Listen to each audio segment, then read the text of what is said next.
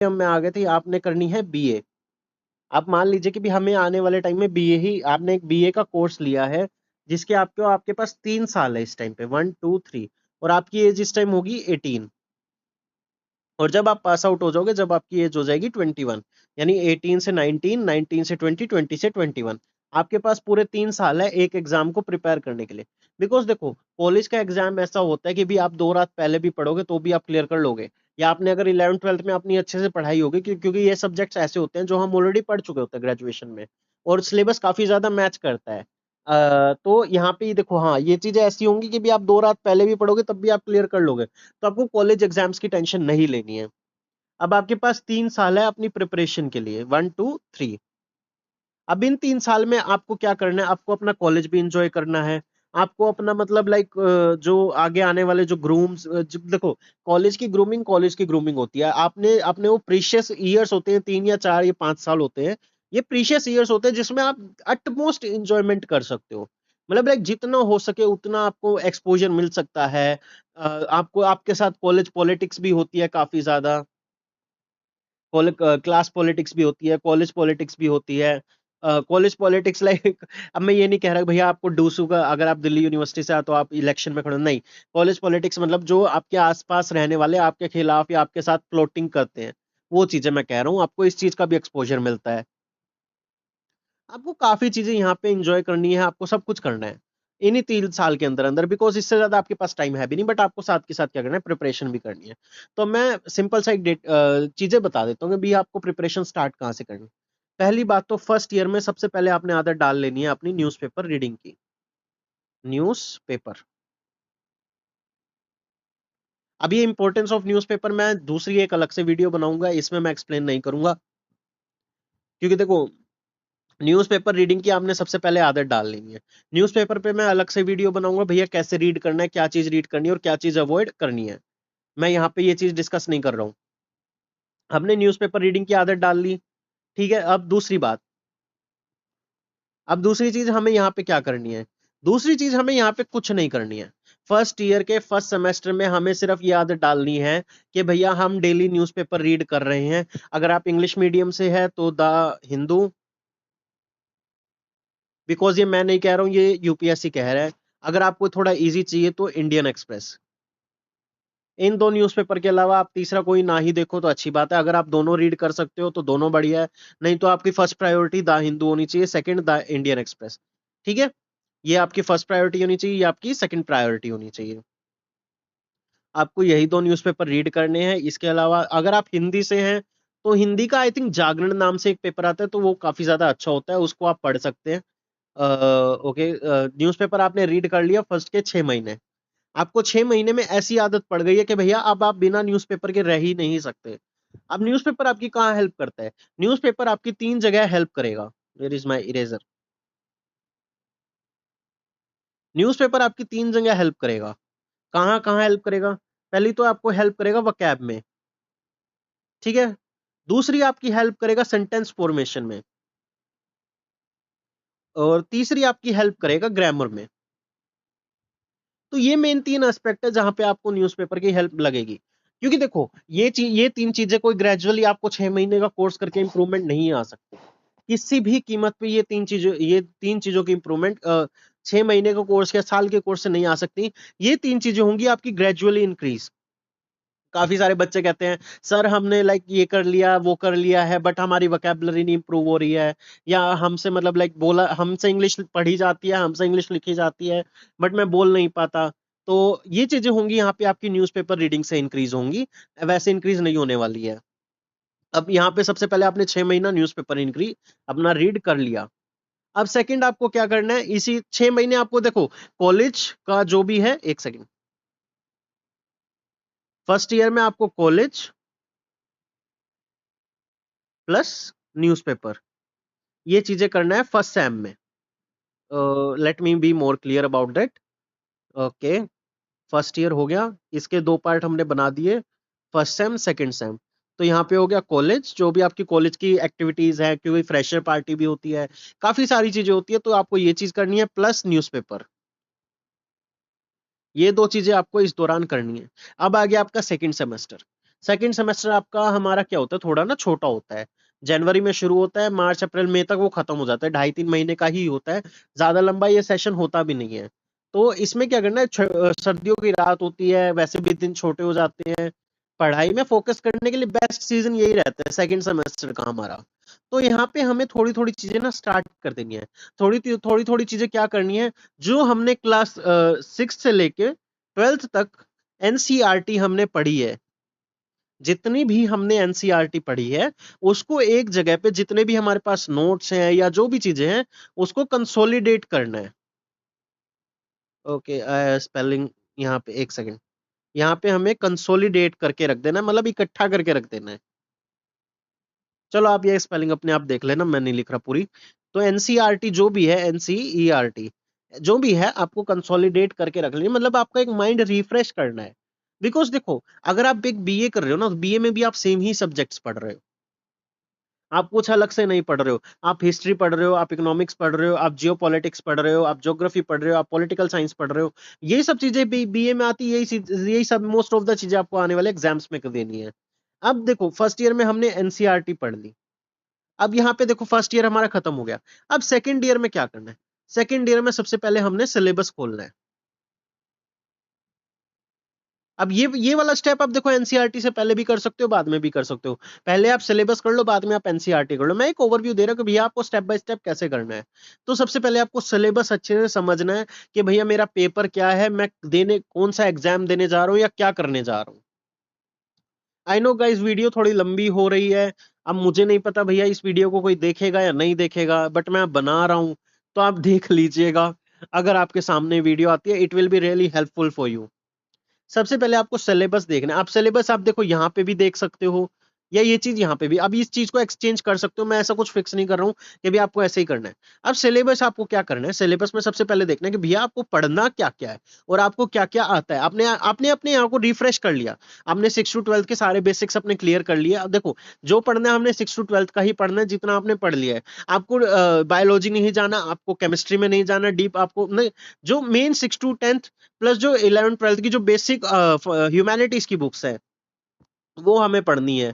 Economic की book है, वो हमें पढ़नी है। इससे ज्यादा हमें डीप कहीं नहीं जाना। कहीं आप वहां पे भैया फिजिक्स की थ्योरम्स लेके बैठ जाओ, नहीं, हमें नहीं पढ़नी भैया।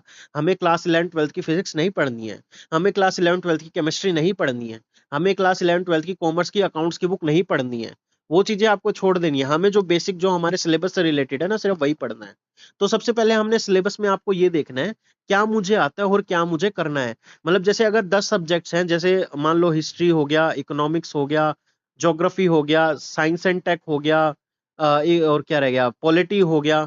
अब हमें इन मेन सब्जेक्ट्स में से क्या क्या आता है और हमें क्या क्या करना है। हमें मेंस के कितने सब्जेक्ट हमें आते हैं, हमें आईआर आता है, इंटरनेशनल रिलेशंस आता है क्या, हमें लाइक सोसाइटी आता है क्या। हमें ये सारे सब्जेक्ट्स का सिलेबस हमें देखना है कि भी कितना हमें आता है और कितना हमें आने वाले टाइम में प्रिपेयर करना है। इसको कम से कम सिलेबस वाले पार्ट को कम से कम आप आराम से दो 15 20 दिन, 15 20 दिन लगाओ, अच्छे से सिलेबस को पूरा एनालाइज करो कि भैया हमें क्या करना है और क्या नहीं करना है। अब आपने सिलेबस एनालाइज कर लिया, अपने आपके जो भी स्ट्रेंथ्स है, जो भी ड्रॉबैक्स है, जो भी वीकनेस है, वो सब सेग्रीगेट कर ली। अब जो बाकी का आपका सेकंड ईयर का इसको भी हम दो पार्ट्स में डिवाइड कर लेते हैं, थर्ड और आपका फोर्थ सेमेस्टर। अब यहाँ पे भी आपका क्या हुआ है, यहाँ पे आपका अ, यहाँ पे भी थर्ड में आपने सिलेबस का कर लिया, आपने अपनी स्ट्रेंथ वीकनेस सब देख ली, आपने सब कुछ देख लिया यहाँ पे। अब आपको इसको तैयारी शुरू कर देनी है धीरे धीरे जो भी है। अब सबसे पहले आपने क्या उठाना है, सबसे पहले आपने, मैं अब देखो, मैं अगर पर्सनली अगर किसी को दूं, अगर लाइक पर्सनली एडवाइस दूं, अगर आपको एक लाइक जो रीजनेबल कोर्स, अगर आपको पैसे की दिक्कत नहीं है, मतलब आपको फाइनेंशियली, अब अगर आप बहुत ज्यादा सिक्योर हो, आपके पास बहुत फाइनेंसेस है, मतलब एक सुटेबल अमाउंट में, देखो अनलिमिटेड फाइनेंस तो किसी बच्चे के पास नहीं होते हैं। अगर आप भैया, आपके जो पेरेंट्स है वो बहुत हाई बिजनेसमैन भी है ना, तो वो भी भैया आपको एक लिमिटेड अमाउंट ही देते हैं, या आपका मन, जब आप घर से बाहर आ जाते हो ना, तो आपके पास लिमिट्स आ जाती है, मतलब बहुत सारी लिमिटेशंस आ जाती है। तो अगर आपके पास फाइनेंसिस प्रॉपर है, तो मैं कहूंगा भैया जोन सी एकेडमी आपकी मर्जी वो चूज करो। लेकिन अगर आपके पास फाइनेंसिस लिमिटेड है, तो जो आपके बजट के अकॉर्डिंग एकेडमीज फिट आती है ना, वो आप एक बार चूज कर लो। क्योंकि देखो सेकंड ईयर एक ऐसा टर्म आ जाता है कि भाई आपके पास 2 ही साल बचे हैं, अगर आपको 21 साल में पेपर देना है तो। Now you must have join some coaching classes या कुछ भी जो आप करना चाहो। आपको भैया हम सेल्फ स्टडी कर लेंगे तो उसके लिए हम अलग से एक वीडियो बना देंगे। बट सेकंड ईयर एक हाई टाइम है, वैसे तो मैं कहूंगा भैया फर्स्ट ईयर में ही ज्वाइन कर लो। एक ऐसी एकेडमी ज्वाइन करो जो आपको 3 या 4 साल के लिए गोद ले ले कि भैया अब आप मेरे पास ही रहो, आप कहीं मत जाओ। लेकिन सेकंड ईयर एक हाई टाइम है जब आप एक कोई भी कोचिंग क्लासेस ज्वाइन कर रहे हो। सेकंड ईयर, हाँ सेकंड ईयर। अब अगर आप यहाँ पे सेल्फ स्टडी से कह रहे हो भैया मैं सेल्फ स्टडी करूंगा, तो आप सबसे पहले देखो, अगर आपको स्टैंडर्ड बुक समझ आ रही है, आपको पता है भैया, देखो ऑल ओवर यूट्यूब आपको स्टैंडर्ड बुक्स पता है भैया कौन सी है, सबको पता है आजकल। अगर आप 12वीं क्लास के बच्चे से भी पढ़ोगे ना कि यूपीएससी के लिए स्टैंडर्ड बुक बता, तो वो बता देगा। तो सबसे पहले तो आप एक जो स्टैंडर्ड बुक है वो धीरे धीरे सिंगल सिंगल करके परचेज करके उन्हें पढ़ना शुरू करो। और स्टैंडर्ड बुक्स हमेशा अपनी लेना, किसी और की मत लेना, या मतलब ऐसे मत लेना भैया मैं तेरे से बोरो कर लूं या तुम मेरे से बोरो कर ले, नहीं। स्टैंडर्ड बुक अगर हो सके, जितना हो सके अपनी बुक्स लेना और उन्हीं से ही पढ़ना, क्योंकि देखो आपको कुछ ना कुछ मार्किंग उन बुक्स पे करनी पड़ेगी जो आपके आने वाले टाइम में काम आएगी। और सेकंड ईयर के सेकंड सेमेस्टर से आपको पी वाई क्यूज देखने स्टार्ट कर देने हैं। सेकंड ईयर के सेकंड सेमेस्टर से आपको पीवाईक्यूज देखने स्टार्ट कर देने हैं। आपको पीवाईक्यूज मतलब लगभग लगभग आपको लगाने, जैसे अगर आप 100 पीवाईक्यूज कर रहे हो तो उसमें से अगर 20 भी हो रहे हैं तो वेल एंड गुड। अब आपने स्टैंडर्ड बुक्स पढ़नी स्टार्ट कर दी, आपने मतलब अपना पूरा एक टाइम टेबल बना लिया कि भाई इतने महीने में मैं पॉलिटी पढ़ूंगा, इतने महीने में मैं ज्योग्राफी पढ़ूंगा, और इतने महीने में मैं जो भी है मतलब आगे आगे धीरे धीरे देखूंगा। अब आपने पीवाईक्यूज करने स्टार्ट कर दिया। अब यहाँ से आपकी क्या होती है, ऑफिशियल तैयारी शुरू हो जाती है। ये जो सेकंड ईयर है ना, यहाँ से आपकी ऑफिशियल तैयारी शुरू हो गई। Because this is the high time when you are preparing for this examination. Because 1 से 1.5 साल के बाद आपको ये एग्जाम देना है। तो ये पीवाईक्यूज आपने लगाने स्टार्ट कर दिए। और हाँ, ये यही सेकंड ईयर से ही आपको एक चीज और स्टार्ट करनी है। सेकंड ईयर से आपको क्या स्टार्ट करना है, सेकंड ईयर से आपको एसेज लिखने हैं। क्योंकि देखो देखो, जिस पे हम सबसे कम टाइम देते हैं ना वो होता है एसे वगैरह। एसे हो गया, इंग्लिश हो गया, हिंदी हो गया, या जो आपकी रीजनल लैंग्वेजेस हो गए। तो यहाँ पे सबसे पहले आपको एक एसेज लिखने स्टार्ट कर देने हैं। और ये ऐसे अच्छे जब भी लिखे जाएंगे जब आप न्यूज़पेपर रीड कर रहे हैं, मतलब प्रॉपर एक रीडिंग करते रहोगे, और आपको जो अपना मटेरियल है वो मिलता ही रहेगा। यानी आपको वर्ड फॉर्मेशन में दिक्कत नहीं आएगी, आपको सेंटेंस फॉर्मेशन में दिक्कत नहीं आएगी। आपको सेकंड ईयर से अपने एसेज लिखने स्टार्ट कर देने एनी हाउ हो जाए। दूसरा आपने सेकंडली आपने क्या करना है, यहाँ पर मेंस आंसर राइटिंग आपने थोड़ी सी स्टार्ट कर देनी है अपनी। मेंस अपनी आंसर राइटिंग अच्छे से स्टार्ट कर देनी है। और यही टाइम ऐसा है, मतलब सेकंड ईयर के फर्स्ट और सेकंड सेमेस्टर में आपने क्या करना है, स्टैंडर्ड बुक ऑलमोस्ट जितनी हो सके आपने पढ़ पुढ़ा के खत्म कर देनी है। आपके क्योंकि देखो बेस आपका ऑलरेडी फर्स्ट ईयर में आपका क्लियर है, आपको सब कुछ ऑलमोस्ट आता है। बट आपको क्या करना है, अब आपने आपने एक एडवांस तैयारी करनी है, मतलब जितनी स्टैंडर्ड बुक्स आपको निपटा देनी है। क्यों, मटेरियल काफी सारा यूट्यूब पे भी अवेलेबल है, वो भी आप देख सकते हो, वहां से भी रेफरेंस ले सकते हो। तो आपने ऐसे और mains answer writing second year से अपने स्टार्ट कर देनी है।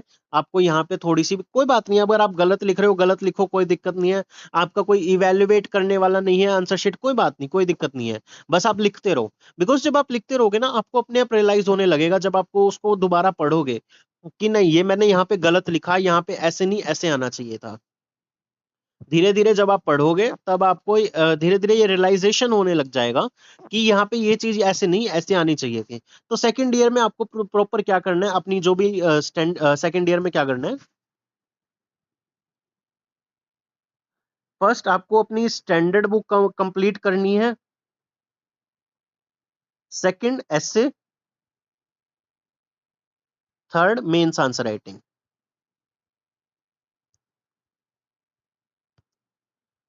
ये 3 चीजें आपको सेकंड ईयर में करनी है। स्टैंडर्ड बुक कंप्लीट हो गई, ऐसे आपने लिखने शुरू कर दिए। मैं ये नहीं कह रहा भैया हफ्ते में आप 4 ऐसे लिखो, बिकॉज पॉसिबल भी नहीं है, आपके पास और भी बहुत सारे काम है। आप कम से कम महीने में 1 ऐसे लिख लो, यानी कि पूरे साल के हो गए 12 ऐसे। 12 टॉपिक उठाओ, 12 टॉपिक्स पे लिखो, 5-5 शीट लिखनी होती है, लाइक 2-2,500 वर्ड्स लिखने होते हैं, ज्यादा लिखने भी नहीं होते। फिर मेंस आंसर राइटिंग, जो भी अभी प्रॉपर एक जो भी फॉर्मेट है मेंस का वो आपको फॉलो करना पड़ेगा, वो आप लिखो यहाँ पर। सेकंड ईयर में आपको ये 3 चीजें पक्का करनी है। तो वीडियो में ज्यादा लंबी नहीं बना रहा हूँ। So thank you so much for watching guys, यहाँ पे मैं ये वीडियो एंड कर रहा हूँ। जो नेक्स्ट मतलब जो नेक्स्ट पार्ट है इसका थर्ड ईयर से क्या करना है, या फिर जो ये मैंने अभी ऊपर ओके, जो ये मैंने अभी जितने भी ये क्वेश्चन दिए हुए हैं इनकी एक बार जो समरी बनेगी, जो मतलब ये वाले इन वाले क्वेश्चंस का जो आंसर्स होगा, जो ये आंसर होंगे वो मैं नेक्स्ट वीडियो में अपने दूंगा। So thank you guys for watching, stay tuned. और ये वीडियो बहुत इंपॉर्टेंट होने वाली है। प्लीज अगर आप मेरे को मतलब लाइक अगर एक भी पर्सन ये मेरी वीडियो सीरियसली देख रहा है, मेरी वीडियो देख तो सुन रहे हो, तो ये वाली वीडियो अगर आप और कुछ देखो ना देखो, ये वाली वीडियो जरूर देखना। बिकॉज इस वीडियो में मैं वो सारे डाउट्स क्लियर करने जा रहा हूँ जो एक बिगनर के दिमाग में या फिर एक बच्चे के तैयारी करने के से पहले के दिमाग में होता है कि भैया मैं स्टार्ट कहाँ से करूँ। तो ये बाकी के जो आंसर्स हैं और जो थर्ड ईयर है, जो मतलब लाइक थर्ड ईयर में हम क्या करें, वो मैं नेक्स्ट नेक्स्ट उससे बताऊंगा, जो भी नेक्स्ट वीडियो बनेगी। So thank you so much for watching guys, please stay tuned for